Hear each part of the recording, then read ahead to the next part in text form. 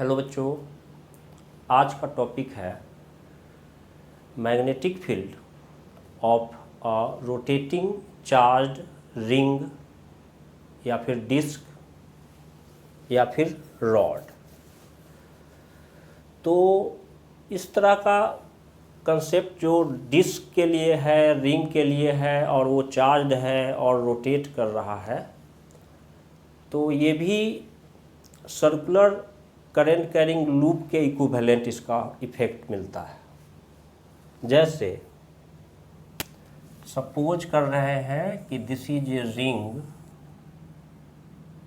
And this ring is rotating, तो generally question में होगा about an axis passing through the centre of the ring and perpendicular, मतलब ऐसे axis, या फिर अबाउट इट्स ओन एक्सिस।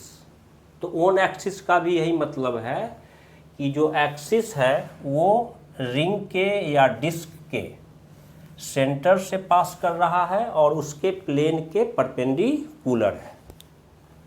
तो इसको ऐसे भी देख सकते हैं। अगर ऐसे लेते हैं तो अभी ये जो रिंग है या डिस्क है, ये अभी इस बोर्ड के प्लेन के परपेंडिकुलर है, रिंग का प्लेन। तो एक्सिस जो होगा वो इस तरह से होगा, रिंग के सेंटर से and perpendicular to the plane of the ring. तो इसमें भी जैसे अगर ये रिंग चार्ज्ड है, इस तरह से ये चार्ज रिंग है और इस पर क्यू चार्ज है, तो एक्चुअली ये एक बन जाता है सर्कुलर करंट लूप का इफेक्ट ये देता है। और अगर इस पर चार्ज क्यू है डिस्ट्रीब्यूटेड ऑन इट्स सरकमफ्रेंस, और जनरली थिन रिंग की बात होती है, तो क्यू चार्ज है, तो इक्विवेलेंट करंट का कॉन्सेप्ट कुछ वैसा ही है जैसा कि हमने देखा था कि इलेक्ट्रॉन रिवॉल्व करता है अराउंड द न्यूक्लियस। तो equivalent current I equal to E/T और E into frequency F। Equivalent current का कॉन्सेप्ट मिलता था इलेक्ट्रॉन जो न्यूक्लियस के चारों ओर एटम में घूमते रहता है। तो कुछ इसी तरह का कॉन्सेप्ट यहाँ भी यूज होता है, रिंग के लिए भी, डिस्क के लिए भी, या फिर अगर कोई रॉड है और उस पर कहीं पे चार्ज है और वो रॉड भी रोटेट कर रहा है, तो रॉड के लिए तो एक्सिस ऑफ रोटेशन जो है वो या तो जनरली इंड से होगा, एक इंड पे फिक्स होगा चार्ज रॉड और रोटेट करेगा, या फिर एक्सिस ऑफ रोटेशन उसके लेंथ के परपेंडिकुलर और उसके सेंटर से पास करेगा। लेकिन मोस्ट केसेज में यहाँ पर रिंग के लिए और डिस्क के लिए जो एक्सिस ऑफ रोटेशन देता है क्वेश्चन में, वो लिखा होता है अबाउट इट ओन एक्सिस। मतलब द एक्सिस जो होता है वो रिंग या डिस्क के सेंटर से पास करता है और उसके प्लेन के परपेंडिकुलर होता है। तो अगर इस पे चार्ज क्यू है, रिंग है, और इसका रेडियस r है, तो ये तो अपने आप में एक सर्कुलर लूप बन जाता है जिसमें equivalent current I equal to Q/T, यानी कि Q इंटू फ्रीक्वेंसी F हो जाता है। और T हम जानते हैं क्या होता है, T होता है 2π/ω। तो I क्या हो जाएगा, Q इंटू T, मतलब हो गया Q/T का मतलब हो गया 2π और ऊपर चला जाएगा ओमेगा। तो यहाँ पर भी इक्विवेलेंट करंट है। तो अगर ये ring about its own axis F frequency के साथ रोटेट कर रहा है और इस पर टोटल चार्ज Q दिया गया है, तो इक्विवेलेंट करंट का ये फॉर्मूला होगा I is equal to QF। और ये फाइनली बन जाएगा एक, ये जो रिंग है ये एक्चुअली क्या बन जाएगा, एक सर्कुलर करंट कैरिंग कॉइल की तरह इसका इफेक्ट आएगा, जिसमें करंट I कितना होगा, QF। तो क्वेश्चन पूछेगा या तो इसके सेंटर पर या इसके एक्सिस पे मैग्नेटिक फील्ड निकालने के लिए। तो बस यहाँ पर करेंट क्या हो जाता है, Q/T, T is time period of revolution या rotation, and F is frequency and omega is angular frequency. बाकी सारा कुछ वही है जो एक सर्कुलर करेंट कैरिंग कॉइल के लिए होता है। अब आता है डिस्क का। तो डिस्क में थोड़ा सा अलग है, क्योंकि डिस्क में सरफेस पे चार्ज होगा। तो जैसे ये डिस्क दिया रहेगा, यहाँ पर भी एक्सिस ऑफ रोटेशन वही होगा, about the passing through the centre of the disc, passing through the centre of the disc and perpendicular to the plane of disc. तो इसका रेडियस है r। तो इसमें भी या तो डिस्क के सेंटर पर पूछेगा मैग्नेटिक फील्ड या डिस्क के एक्सिस पे। तो अगर यहाँ पे ये चार्ज डिस्क है, चार्ज इस तरह से है, तो सबसे पहले तो यहाँ पे होगा सरफेस पे चार्ज है, तो सरफेस चार्ज डेंसिटी सिग्मा का कॉन्सेप्ट आएगा। हो सकता है सिग्मा क्या हो, यूनिफॉर्म हो, या फिर सिग्मा वेरिएबल हो। एक बात ये हो गया। अगर इसका रेडियस r है तो सिग्मा क्या हो जाएगा, चार्ज अगर हमने इस पर टोटल q चार्ज दिया है डिस्क पर, तो सिग्मा क्या हो जाएगा, total charge q divided by area क्या हो जाएगा, पाई r²। तो या तो सिग्मा यूनिफॉर्म होगा क्वेश्चन में, या सिग्मा वेरिएबल होगा।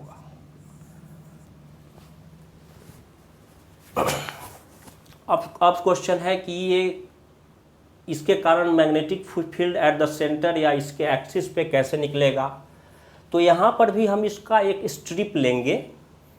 यहाँ पर सेंटर से r डिस्टेंस पर एक स्ट्रिप लेंगे, एक स्ट्रिप लेंगे r रेडियस का, r रेडियस का एक स्ट्रिप लेंगे। इसका थिकनेस स्ट्रिप का हो जाएगा dr, और इस स्ट्रिप पर चार्ज कितना है, dq है। तो अगर ये डिस्क रोटेट कर रहा है अबाउट इट्स ओन एक्सिस, इसका मतलब है ये जो dq चार्ज इस स्ट्रिप पे है ये भी रोटेट करेगा, क्लॉकवाइज या एंटी क्लॉकवाइज जैसा भी हो। यहाँ पर डायरेक्शन का ज़्यादा ये नहीं रहता कंसिडरेशंस। तो अगर ये डिस्क रोटेट कर रहा है तो ये जो स्ट्रिप है जिस पर चार्ज कितना है, dq है, और इस स्ट्रिप को ये जो स्ट्रिप है ये एक सर्कुलर कॉइल के तरह एक्ट करेगा, जिस पर चार्ज कितना है, टोटल dq, और वो चार्ज रोटेट कर रहा है। और इसका इफेक्टिव रेडियस अभी के सिचुएशन में जब हमने r डिस्टेंस पे स्ट्रिप लिया है, रेडियस क्या हो जाएगा, r। अब इस dq चार्ज के कारण जो इक्विवेलेंट करंट di होगा, dq चार्ज के कारण वेरी स्मॉल करंट क्या होगा, di। Current equal to charge upon time dq/t। तो di आ जाएगा dq इंटू फ्रीक्वेंसी f, या फिर ओमेगा के टर्म में तो dq 2π इंटू ओमेगा, ये आ जाएगा di। तो ये एक करंट, सर्कुलर करंट लूप हो गया जिसमें चार्ज करंट कितना है, di।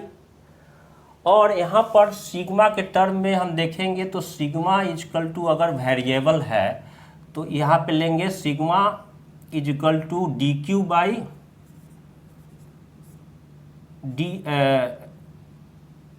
dA।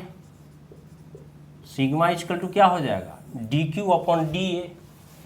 dA कितना हो जाएगा, इसका ये जो लेंथ है ये हो जाएगा 2πr इंटू ब्रेथ हो जाएगा कितना, ये ब्रेथ कितना हो जाएगा 2πr इंटू dr, dA आ गया। तो sigma is equal to dq divided by dA, तो dq is equal to sigma into dA आ जाएगा।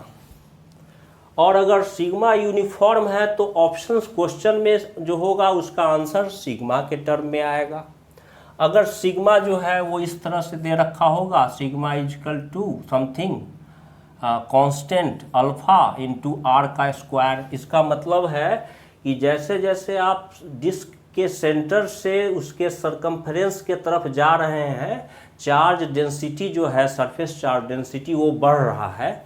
तो फिर यहाँ पर सिग्मा के बदले में आपको यूज करना होगा अल्फा आर स्क्वायर, और फिर आपको डी ए लेना होगा, और डी ए क्या लेना होगा, 2 पाई आर डी आर। उसके बाद इंटीग्रेशन का लिमिट आएगा, तो इंटीग्रेशन ये जो डी क्यू होगा या डी आई होगा, डी क्यू का वैल्यू जब पुट करेंगे तो फाइनली ये आर का फंक्शन बन जाएगा, और उसको टोटल के लिए इस डी आई के कारण डी बी निकलेगा। अगर सेंटर पर पूछ रहा है तो सेंटर वाला फार्मूला, और अगर एक्सिस पे पूछ रहा है तो एक्सिस वाला फार्मूला लगाएंगे, और डी बी जो है वो फाइनली फंक्शन हो जाएगा आर का, और फिर इंटीग्रेट कर देंगे फ्रॉम 0 टू आर। अगर सेंटर पे पूछ रहा है तो सेंटर वाला फार्मूला लगाएंगे, और अगर एक्सिस पे पूछ रहा है तो ये डिस्क ऐसे है और इसका एक्सिस ऐसे हुआ, डिस्क का प्लेन ऐसे है, तो एक्सिस वाला फार्मूला जो है, तो ये तो अपने आप में एक करंट लूप हो गया हैविंग करंट डी आई है, और रेडियस कितना आर, तो डी आई के कारण डी बी निकालेंगे और उसको इंटीग्रेट करना होगा 0 टू आर। तो अभी इस पर क्वेश्चन करेंगे तो ये और ज़्यादा क्लियर हो जाएगा। इसके बाद हो सकता है कि अगर रिंग ही है मान लेते हैं, और रिंग पर चार्ज इस तरह से डिस्ट्रीब्यूटेड नहीं है, अगर रिंग पर किसी जगह पर ही चार्ज दे रखा है Q, और ये रिंग रोटेट कर रहा है, तो रिजल्ट में कोई फर्क नहीं होगा, इक्विवेलेंट करंट I जो है वो Q/T ही होगा, और रेडियस R है। बस ये सर्कुलर लूप हो गया having current I which is equal to Q/T। तो चार्ज जो है वो इसके रिंग के सरफेस पे डिस्ट्रीब्यूटेड हो, या उसके किसी सरकमफ्रेंस में किसी एक पॉइंट पर ही चार्ज दे दे, Q है कंसंट्रेटेड, तब भी फॉर्मूला करंट का I Q/T ही आएगा। और ये फाइनली I करंट वाला एक सर्कुलर लूप हो गया जिसका रेडियस क्या है, R है, तो सेंटर पर या एक्सिस पर करंट का फॉर्मूला Q/T ही लगेगा। अब कुछ क्वेश्चन हो सकता है जिसमें चार्ज रॉड का देगा, तो रॉड होगा तो यूनिफॉर्म रॉड होगा ऐसा, तो इस पर चार्ज जो है वो हो सकता है इसके पूरे लेंथ पे हो, तो यहाँ पर charge per unit length lambda का कॉन्सेप्ट आ सकता है Q/L। इसका लेंथ अगर L है, टोटल चार्ज इस पर Q दे रखा है, तो अब यहाँ पर ये भी देखना होगा रॉड में कि एक्सिस ऑफ रोटेशन क्वेश्चन में कहाँ दे रखा है। हो सकता है question axis of rotation about an end हो और ये रॉड रोटेट कर रहा हो सकता है कि ये इंड फिक्स है और रोटेट कर रहा हो, तो हो सकता है रोटेट कर रहा हो हॉरिजॉन्टल एक्सिस में भी या वर्टिकली भी रोटेट कर, ऐसे कर सकता है। कैसे भी रोटेट करेगा, इस केस में रेडियस L हो जाएगा। रेडियस का इफेक्ट इसमें करने का तरीका है, इस तरह के रॉड वाले क्वेश्चंस में अगर एक्सिस ऑफ रोटेशन एक इंड पर है और perpendicular to the plane of rod है, तब यहाँ पर एक छोटा सा लेंथ ले लेते हैं dx। dx लेंथ पर चार्ज क्या, dq, तो लैम्डा तो dq डिवाइडेड बाई dx होगा, और इसका ये लेंथ एक्सिस ऑफ रोटेशन से डिस्टेंस क्या ले लेते हैं, dx का x। तो अब असल में क्या हो गया, अब असल में ये जो dq चार्ज है अगर ये रॉड रोटेट करेगा तो ये डी क्यू चार्ज भी सर्कुलर मोशन करेगा एज ए पॉइंट चार्ज मान लो डी क्यू को, और उसका रेडियस होगा एक्स। तो डी क्यू के कारण डी आई करेंट होगा, डी आई के कारण डी बी होगा, और उसको इंटीग्रेट करेंगे टोटल के लिए डी बी को इंटीग्रेट करेंगे। तो यहाँ के सिचुएशन में जब एक्सिस ऑफ रोटेशन एक इंड पे है तो डी बी को इंटीग्रेट करेंगे from 0 to L, from 0 to L.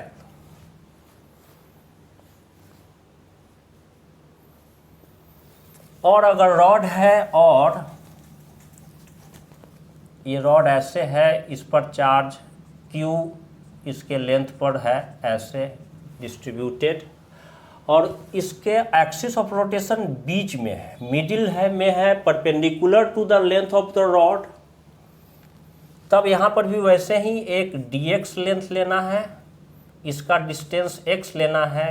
तो ये dx पे जो चार्ज dq है वो सर्कुलर मोशन करेगा जिसका रेडियस क्या होगा, x होगा।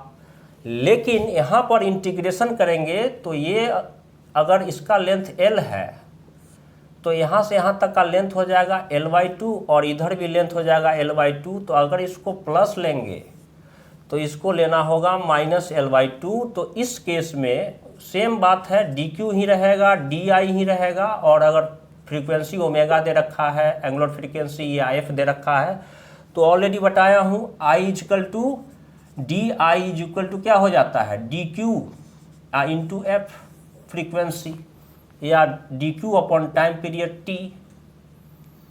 तो di के कारण db निकालना है और db को इंटीग्रेट करना है इस केस में जब एक्सिस ऑफ रोटेशन जो है वो रॉड के सेंटर से पास कर रहा है, मिडिल से पास कर रहा है, perpendicular to the plane of the rod. तो अब इंटीग्रेट होगा फ्रॉम -l/2 टू +l/2। किसको, db को इंटीग्रेट करेंगे। तो ये एक तरीका है कि इस तरह के क्वेश्चंस को करने का। अब इस पर कुछ क्वेश्चंस कर लेते हैं, तब ये जो टॉपिक है ये क्लियर हो जाएगा। क्वेश्चन है, charge Q is uniformly spread on a thin ring of radius r. The ring rotates about its own axis with a uniform frequency f hertz. The magnitude of magnetic induction at the center of the ring is. These are 4 options. तो ring है और ये rotate कर रहा है about in its own axis, और इस पर चार्ज Q है इसके सरकमफ्रेंस पे स्प्रेड, रेडियस R है।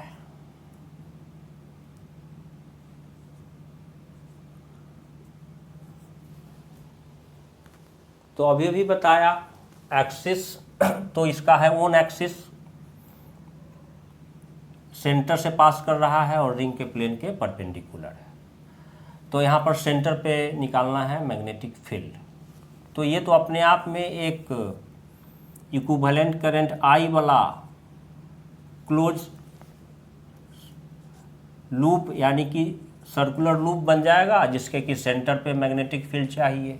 और इक्विवेलेंट करंट I क्या होता है, चार्ज टोटल जो है इस पे डिवाइडेड बाई T Q, और 1/T क्या होता है, फ्रीक्वेंसी। तो क्या हो जाएगा QF, 1/T क्या होता है, frequency f। Current equal to charge upon time, time मतलब time period, and 1/T equal to f। तो I इक्वल टू क्या हो गया, QF। तो फाइनली ये है क्या, फाइनली ये है एक I current carrying R radius का circular current carrying coil.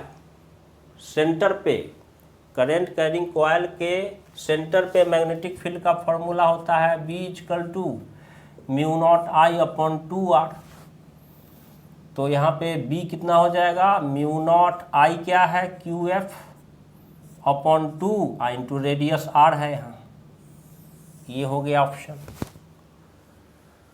Mu naught Q F upon 2r, तो option A is correct. Question है a uniformly charge ring of radius r is rotated about its axis with constant linear speed v of each of its particle. The ratio of electric field to magnetic field at a point P on the axis of the ring distant x is equal to r from the center of the ring is c square by v, v square by c, v by c, c upon v, c is speed of light।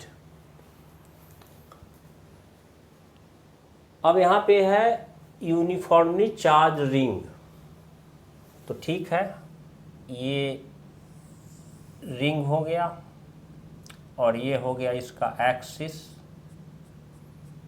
इसके axis पे P point का बात है, P point पे electric field चाहिए intensity और magnetic field induction का ratio चाहिए। तो मान लेते हैं कि इस पर चार्ज क्यू है, इस तरह से यूनिफॉर्मली डिस्ट्रीब्यूटेड, और क्योंकि रेशियो चाहिए तो चार्ज मान लेते हैं let Q be charge, let Q be charge on the ring।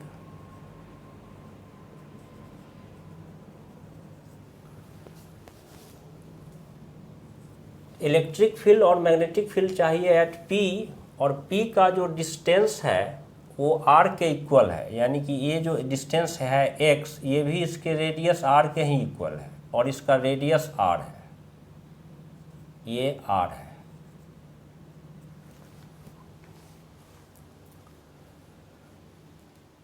तो हमने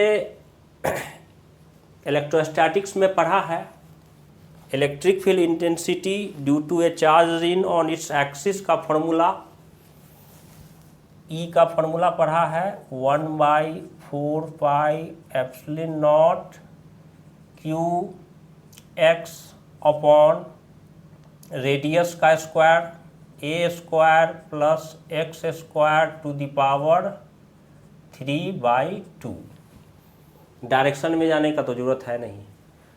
अब यहाँ पे जो E है वो हो जाएगा Q 1/4 pi epsilon naught, Q तो Q ही रहेगा। X क्या लेना है, X जो लेना है वो तो R लेना है, तो X हो गया R, क्वेश्चन में दे रखा है at distance x equal to R, radius R है तो R का स्क्वायर प्लस R का स्क्वायर टू द पावर 3/2 आ गया ये, तो E आ गया 1/4 pi epsilon naught QR upon R square plus R square, ये हो जाएगा 2R स्क्वायर, और उस पर पावर कितना 3/2, तो ये हो जाएगा E इक्वल टू हो जाएगा 1/4 पाई एप्सिलॉन नॉट, और ये है 2R का स्क्वायर और R पर पावर 3/2।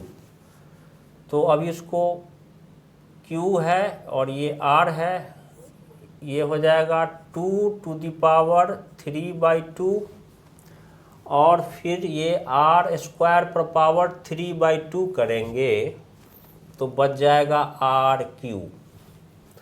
तो R³ से ये एक R कैंसिल होकर के ये हो जाएगा 1/4 pi epsilon naught Q divided by 2 to the power 3/2, और R का स्क्वायर हो जाएगा। ये तो हो जाएगा इलेक्ट्रिक फील्ड एट P। अब ये रिंग रोटेट कर रहा है अबाउट इट्स एक्सिस, तो equivalent current I equal to हो जाएगा Q अपॉन T, और ये circular loop circular current loop के तरह हो जाएगा हैविंग रेडियस R, तो एक्सिस पे P पॉइंट पे मैग्नेटिक फील्ड इंडक्शन का फॉर्मूला, और उसके बाद साथ साथ दे रखा है कि जो इसका लीनियर वेलोसिटी है वो भी है हर पार्टिकल का, यानी कि लीनियर वेलोसिटी v के साथ ये रोटेट कर रहा है। तो t जो होगा वो एक राउंड लेगा तो कितना डिस्टेंस कवर करेगा, 2 पाई r। तो इस t इजकल टू हो जाएगा 2 pi r upon v। Time is equal to distance by speed. तो इससे I क्या आ जाएगा, I आ जाएगा Q upon 2 pi R into V। तो ये I करंट कैरिंग, ये सर्कुलर लूप हो गया, current carrying loop of radius R। तो एक्सिस पे magnetic field, on the axis पे मैग्नेटिक फील्ड का फॉर्मूला था mu naught I a square upon 2x square plus a square to the power 3/2। ये formula में a coil का radius था और x था उसका distance of the point from the centre जहाँ पे मैग्नेटिक फील्ड कैलकुलेट करना था। तो इससे इस सिचुएशन में BP जो है वो आ जाएगा म्यू नॉट I का वैल्यू डालेंगे तो क्यू भी अपॉन 2 पाई R हो जाएगा। क्यू भी अपॉन 2 पाई R। A मतलब रेडियस, तो रेडियस तो R है, इस फॉर्मूला में A रेडियस होता है तो ये हो जाएगा R का स्क्वायर। नीचे आ जाएगा 2x भी R ही लेना है तो ये भी आ जाएगा R square plus radius R है, R square to the power 3/2। तो इससे BP आ जाएगा म्यू नॉट क्यू भी R का square divided by 2 into 2 pi R। तो ये आ जाएगा 4 पाई R हो जाएगा, नीचे 2 से मल्टीप्लाई करेंगे 2 पाई R को, और फिर इधर हो जाएगा ये 2R का square to the power 3/2।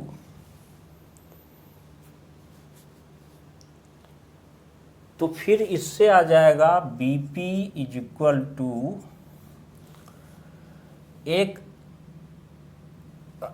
R से ये स्क्वायर कैंसिल, तो म्यू नॉट क्यू भी डिवाइडेड बाई क्यू भी R एक बच जाएगा ऊपर में, और नीचे है 4 पाई और 2 टू द पावर 3/2, और इधर हो जाएगा RQ।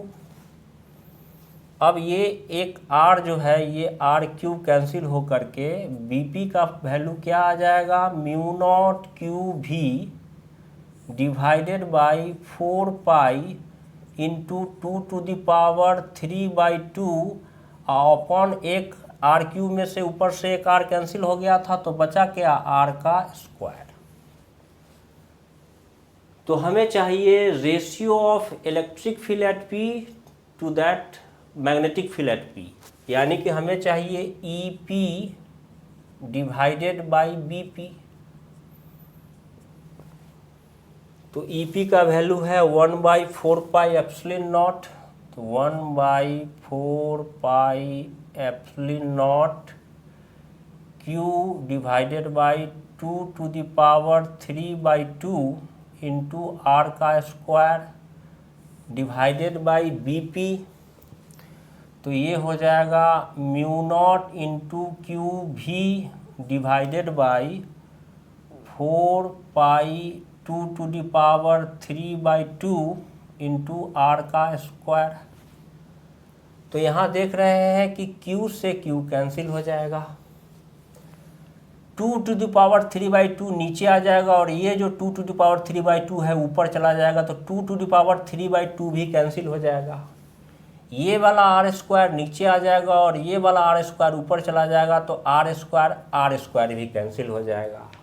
अब बचा क्या, बचा है ये 1/4πε0 जो नीचे आ जाएगा, तो क्या आ जाएगा 1/4πε0, साथ साथ नीचे है ऑलरेडी म्यू नॉट, और ये जो 4π था ये ऊपर चला जाएगा, तो इनटू हो गया 4π। अब ये 4π और ये 4π कैंसिल हो गया, और भी बचा हुआ था, सॉरी ये भी बचा हुआ था।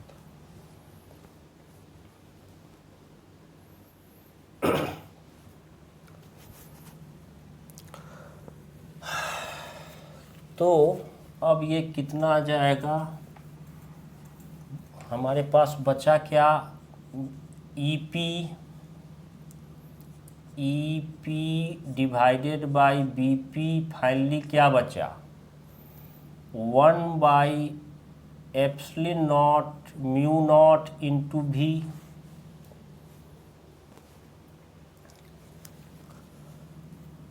और हम लोग जानते हैं स्पीड ऑफ लाइट c का जो फॉर्मूला होता है वो होता है 1/√ε0 म्यू नॉट। ये पढ़ना है, वैसे फॉर्मूला जो है ये पढ़ना है इलेक्ट्रोमैग्नेटिक वेव्स में, उससे भी आ जाएगा। एक और तरीका से अभी इसको कर देता हूँ, तो फिर जब ये हम करेंगे तो अगर हम इसको स्क्वायर करते हैं तो ये रूट हट जाएगा। इसका मतलब है 1/ε0 म्यू नॉट के बदले में हम क्या लिख सकते हैं c², तो ये आ जाएगा c² divided by V। Correct option is ए। और अगर इसको इस तरह से देखो तो अगर 4π को कैंसिल नहीं करते हैं तो 1/4πε0 का वैल्यू आ जाएगा 9 × 10⁹ इंटू ये हो जाएगा 4π, और फिर आ जाएगा म्यू नॉट इंटू V। यहाँ से मैं चल रहा हूँ दूसरे तरीके से, 1/4πε0, यहाँ पर 4π को कैंसिल करके ये स्टेप लिखा था, तो ये आ गया था, इस फॉर्मूला का यूज किया था हमने। अब अगर ये फॉर्मूला यूज नहीं करना है तो ऑप्शन तो हमारा ए आ गया है, लेकिन इसको दूसरे तरीके से भी समझ लो कि अगर हम इसको 4π को कैंसिल नहीं करते हैं, 4π रहेगा तो ऊपर में भी 4π रहेगा। अगर कैंसिल नहीं करते हैं तो 1/4πε0 के बदले में EP/BP, 1/4πε0 के बदले में ये आ गया 9 × 10⁹, बचा क्या 4π। फिर क्या बचा नीचे म्यू नॉट, और म्यू नॉट आपको पता है क्या होता है 4π × 10⁻⁻⁷। तो म्यू नॉट के बदले में क्या लिख सकते हैं 4π × 10⁻⁻⁷। 4π से 4π कैंसिल हो गया, और ये हो गया 10⁻⁷, तो ऊपर हो गया ये 9 × 10⁻⁹ था, ये ऊपर चला गया, पावर ऐड हो गया, तो 9 और 7 क्या हो गया 10⁻16 डिवाइडेड बाई V हो गया। ये पावर ऊपर चला गया, इसमें ऐड हो जाएगा ना, तो ये इसको हम लिख सकते हैं 3, क्योंकि ऑप्शन में C के टर्म में लाना है, और स्पीड ऑफ लाइट क्या होता है 3 × 10⁸ मीटर पर सेकेंड। 9 × 10⁻16 है, इसको लिख सकते हैं 3 × 10⁸ का स्क्वायर डिवाइडेड बाई V, और यही क्या होता है, यही आ गया, यह तो C होता है, तो आ गया c²/V। करेक्ट ऑप्शन इज ए।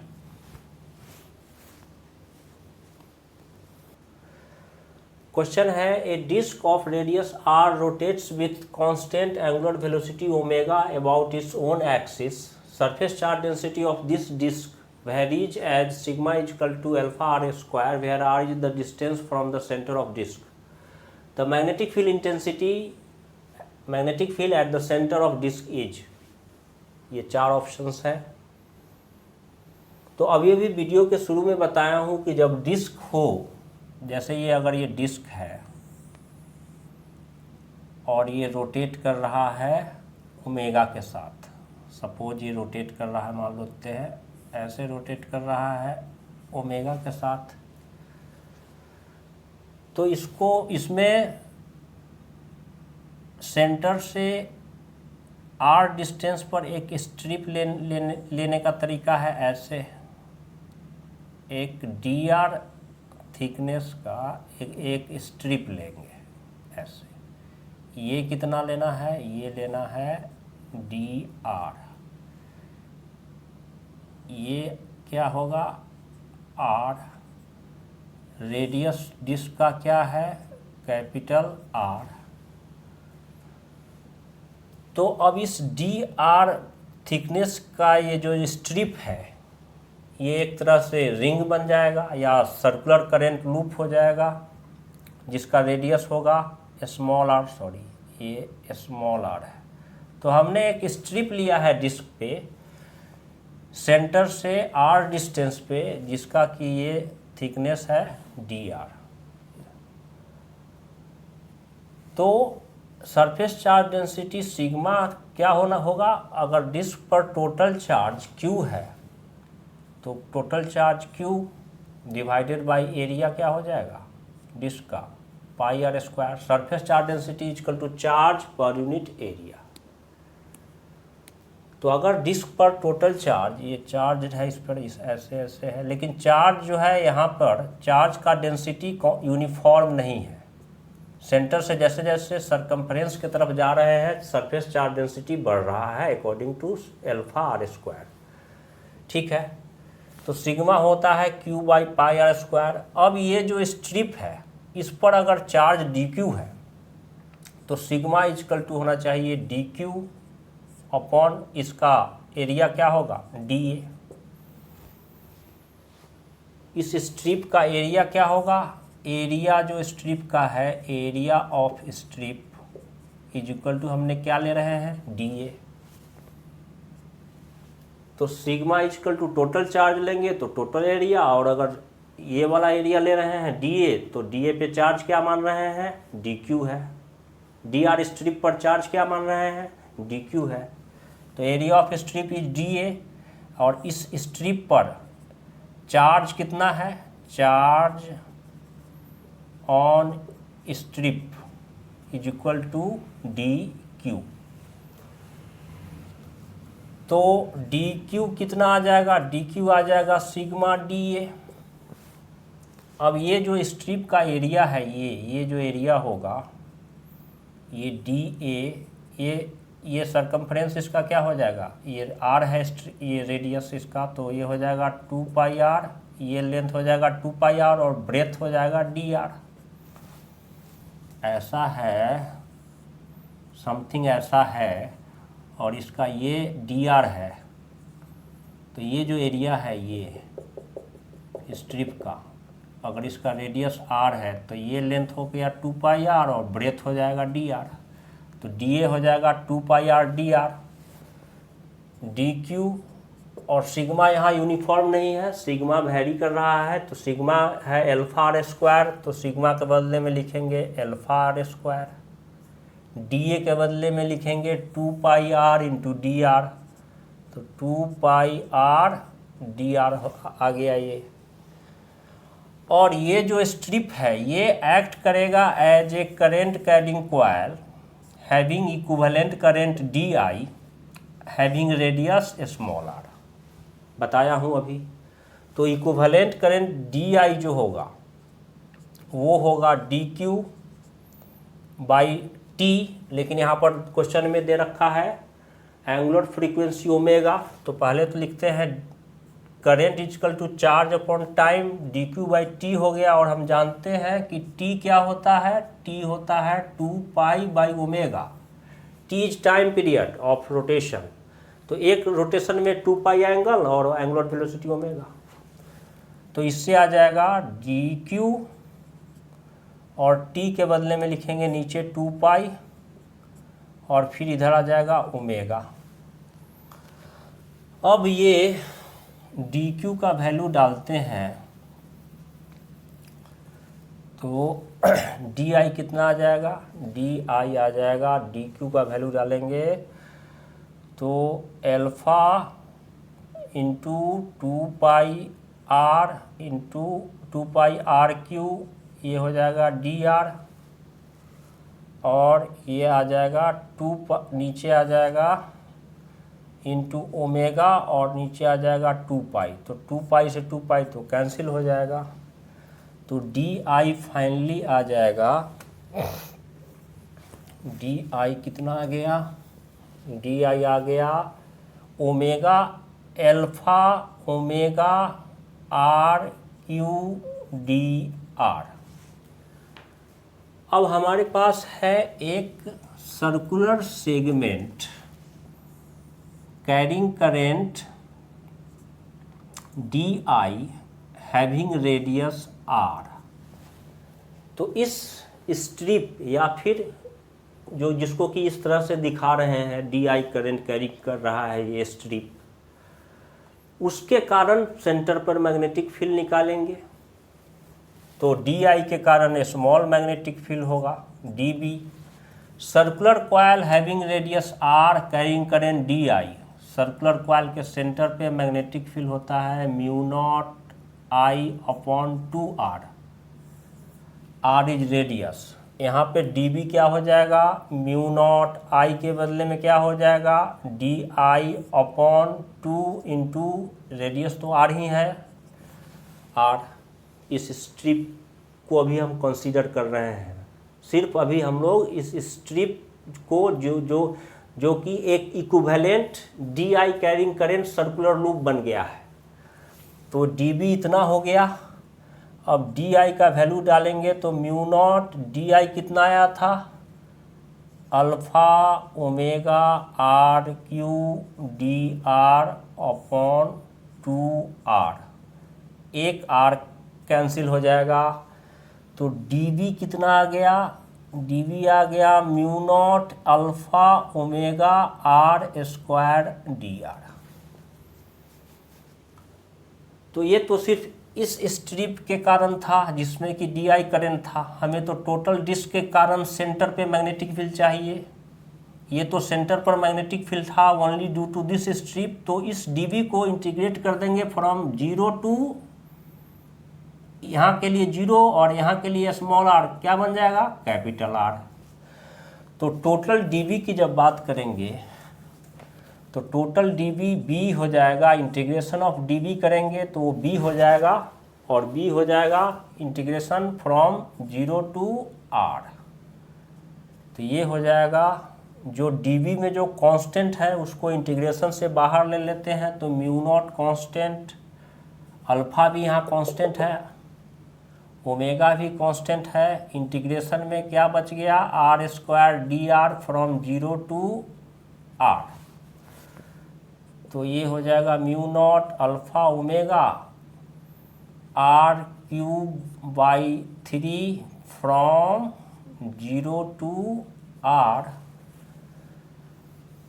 तो ये डी बी क्या आ गया, बी क्या आ गया, बी आ गया म्यू नॉट अल्फ़ा ओमेगा, और ये हो जाएगा आर क्यूब बाई, सॉरी ये 2 था यहाँ, ये 2 था, यहाँ 2 हो जाएगा और यहाँ 2 हो जाएगा, यहाँ ये 2 हो जाएगा। तो ये आ जाएगा आर क्यूब बाई 3 माइनस 0, यहाँ 2 था, ये 2 छूट गया था। तो फाइनली ये आ गया mu not alpha omega R cube divided by 6। तो ऑप्शन क्या होगा, mu not alpha omega R cube divided by 6।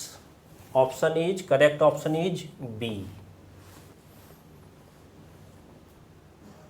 Question है, a charge Q is placed at one end of a non conducting rod of length L.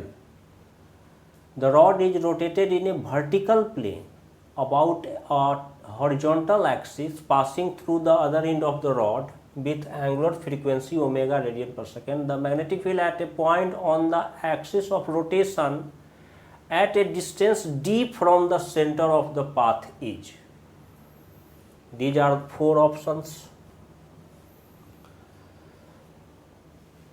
तो question में कह रहा है कि एक रॉड है, ऐसे एक रॉड ले लेते हैं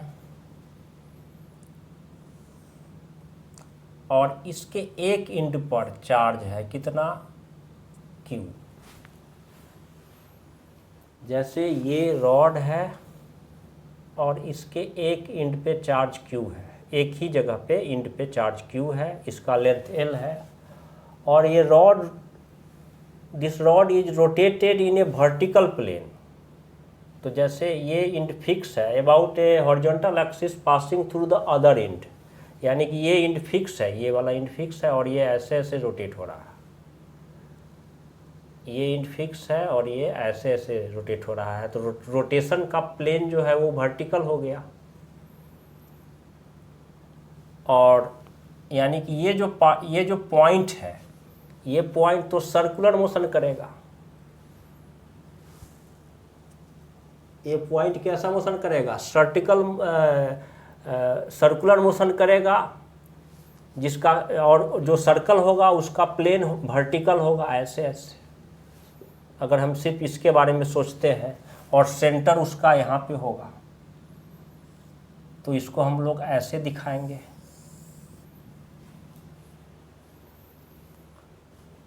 अब चाहिए magnetic field eight A point on the axis of rotation eight A distance d। तो इससे ऐसे d डिस्टेंस पे किसी पॉइंट P पे चाहिए मैग्नेटिक फील्ड। तो ये इस तरह से रोटेट करेगा और इसका जो एक्सिस है वो हॉरिजॉन्टल हो गया, ऐसे ये रोटेट ऐसे ऐसे करेगा और ये एक एंड है ये फिक्स रहेगा, ये इस तरह से रोटेट करेगा वर्टिकल में। तो ओवरऑल क्या हुआ कि एक चार्ज Q है और वो एक सर्कुलर पाथ कर रहा है जिसका रेडियस L हो जाएगा और जो सर्कुलर पाथ कर सर्कुलर मोशन कर रहा है, जो सर्कल है उसका प्लेन वर्टिकल है ऐसे, और एक एंड जो रॉड का है वो हो गया सेंटर ऑफ रोटेशन और ये जो एक्सिस है ये हॉरिजॉन्टली हो जाएगा, ऐसे ये ऐसे ऐसे रोटेट कर रहा है, ये एक एंड फिक्स है, इस तरह से ये रोटेट कर रहा है। तो ये हो गया एक्सिस ऑफ रोटेशन। तो ओवरऑल ये क्या बन गया, ओवरऑल ये बन गया एक सर्कुलर करंट कैरिंग लूप जिसके की एक्सिस पे P पॉइंट पे आपको मैग्नेटिक फील्ड निकालना है। डायरेक्शन का तो यहाँ कुछ है नहीं, तो हम रोटेशन को ऐसे भी दिखा सकते हैं और ऐसे भी दिखा सकते हैं।